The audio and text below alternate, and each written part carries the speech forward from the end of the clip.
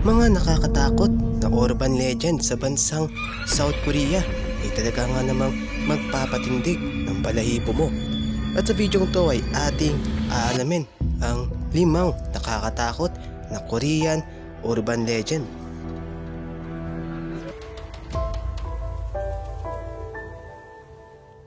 Siguro naman ay pamilyar ka na sa katagang ito. Sa Korea ay marami silang mga kwento patungkol sa mga paaralan na kung saan ay may mga nagmumulto. Kaya naman ang mga nakakatandang paaralan ay tiyak na may mga ligaw na kaluluwa dito. Sa isang banyo na kung saan ay binansagang The Haunted Bathroom na kung saan din ay nagpakamatay ang isang batang babae at ngayon ay nagmumulto na. Parang familiar sa Japanese urban legend, no?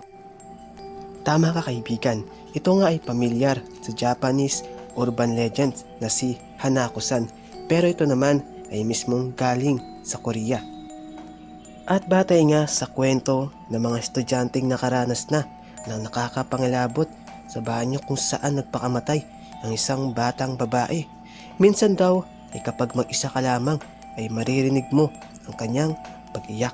At meron namang nagsasabi na kapag tumitingin ka sa salamin ay makikita mo ang kanyang itsura. Kaya naman luba itong nakakatakot.